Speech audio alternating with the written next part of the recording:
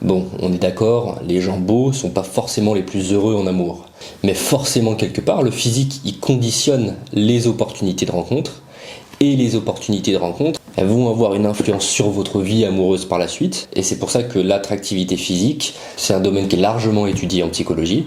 Je vais faire un petit disclaimer rapide pour toutes celles qui auraient des complexes et qui prendraient personnellement ce qu'elles entendraient dans cette vidéo. Faut savoir que l'immense majorité de nos caractéristiques physiques et de nos traits physiques qui plaisent au sexe opposé, ce sont des choses sur lesquelles il n'y a pas de fatalité et sur lesquelles on peut largement influencer, que ce soit par le maquillage, que ce soit par le sport, que ce soit par l'hygiène de vie, enfin bref, que ce soit par la prise en charge de son corps. Il y a des traits physiques qui tendent à faire l'unanimité et qui plaisent plus aux hommes en moyenne, et c'est à cela qu'on va s'intéresser. La beauté, c'est ce qui conditionne en premier lieu le désir chez les hommes. La beauté physique est évidemment très importante, que ce soit chez les hommes ou chez les femmes, mais il y a une dimension beaucoup plus rédhibitoire chez les hommes qui va bien plus conditionner la suite d'une relation, voire même la naissance d'une relation, tandis que chez les femmes, il y a un ensemble de caractéristiques et de traits de personnalité qui vont pouvoir influencer directement sur la beauté. D'ailleurs, ce qu'on appelle sapiosexuel, c'est-à-dire l'attirance pour l'intelligence plutôt que pour le physique. C'est un terme qui est d'une part utilisé principalement par les femmes pour définir leurs désirs et leur rapport aux hommes, mais surtout la réalité c'est que sapiosexuel, c'est pas être attiré par l'intelligence, c'est que l'intelligence et d'autres traits de personnalité vont influencer et jouer sur la perception qui, au fur et à mesure des semaines après avoir fréquenté un homme, vont changer la perception que vous allez avoir du physique de cet homme. Et finalement, le désir n'est plus conditionné que par purement le physique, mais aussi par des traits de caractère annexes comme l'intelligence sociale, etc., etc. Il y a évidemment une part de subjectivité dans le rapport à la beauté, et ça ne serait-ce que quand on compare les différentes cultures. Par exemple, les Japonais considèrent que les oreilles décollées chez les femmes, c'est une marque de mignonnerie, c'est quelque chose de mignon. On n'a pas ça du tout en Occident ou en France. La Corée a un rapport à la chirurgie esthétique aussi qui est particulier. C'est un des pays les plus consommateurs de chirurgie esthétique. Au-delà de cet aspect culturel, il y a des traits qui sont universellement reconnus comme étant beaux et comme étant des critères de beauté et des critères d'attirance. L'un des plus connus d'entre eux, c'est ce qu'on appelle le rapport taille-hanche. Le rapport taille-hanche, c'est le rapport entre la circonférence de la taille et la circonférence de la hanche. Alors vous avez déjà sûrement entendu parler de l'IMC, l'indice de masse corporelle.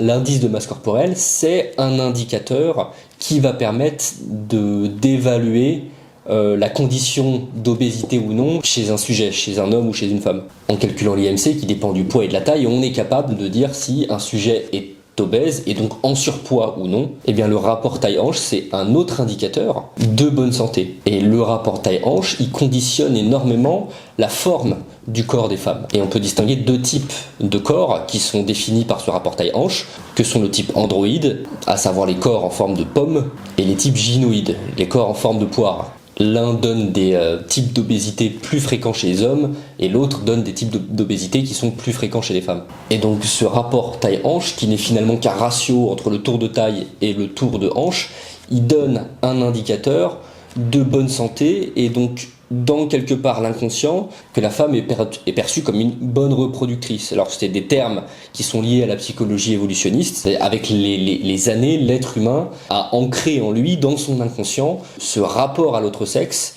et donc la recherche d'un partenaire ou d'une partenaire de bonne santé.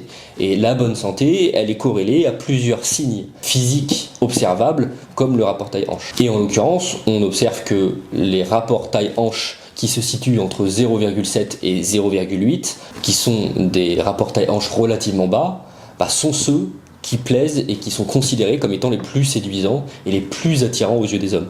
Le second trait considéré comme critère de beauté, c'est la symétrie du visage. Alors la symétrie du visage, bien évidemment, c'est un trait physique, entre guillemets un trait, qui est universellement reconnu comme attirant, que ce soit pour les hommes ou pour les femmes d'ailleurs. Et là pareil, ça a été étudié et on se rend compte que cette symétrie, elle n'est pas liée pour le coup à un indicateur de bonne santé, parce qu'on se rend compte qu'il n'y a pas de corrélation entre la bonne santé et le fait d'avoir un visage symétrique.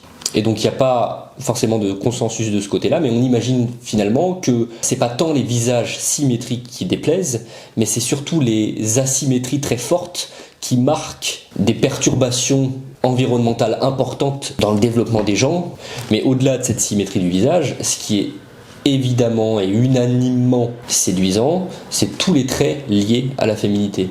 Alors, c'est assez facile de savoir finalement quels sont les traits qui sont liés à la féminité, puisque tout ce que le maquillage va mettre en avant, c'est généralement des traits qui sont considérés comme féminins. Par exemple, le blush qui rougit les pommettes, les longs cils, les mâchoires petites et dessinées, des traits assez doux, tout ça ce sont des traits physiques qui ont un lien aussi avec le taux d'œstrogène. On se rend compte que l'œstrogène, qui est une hormone qu'on trouve en quantité plus importante chez les femmes que chez les hommes, va conditionner tous ces traits féminins, la qualité de la peau, la rougeur de la peau, le regard, jusque dans des détails qui sont difficiles d'identifier. Cette harmonie du visage, cette féminité du visage combinée à une relative symétrie, tout ça, ce sont des traits qui, à travers toutes les cultures, que ce soit en Occident, que ce soit en Asie, sont des signes et sont des spécificités chez les femmes, là en l'occurrence, puisqu'on parle des femmes, qui vont plaire en priorité. Donc là, finalement, on ne parle que de moyenne, de ce qui plaît dans la moyenne. Mais chacun de nous avons des petites préférences qui sont parfois pour certains des préférences qui sont très très éloignées de la moyenne.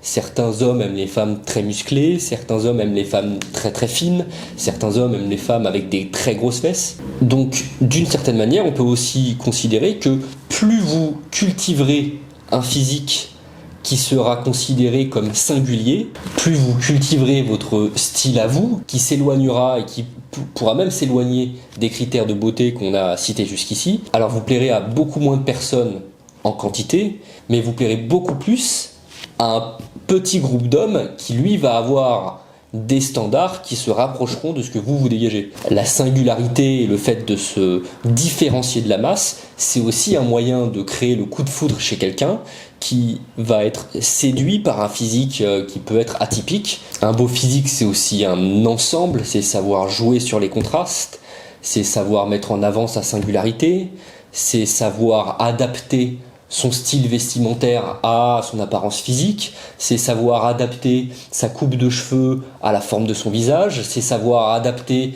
la longueur de ses vêtements, la couleur de ses vêtements à son corps, et donc on a finalement une palette énorme de leviers pour travailler ce physique et pour mettre en avant son physique. Et là, je parle même pas du maquillage, qui est une façon chez les femmes de valoriser, de capitaliser encore plus sur leur féminité.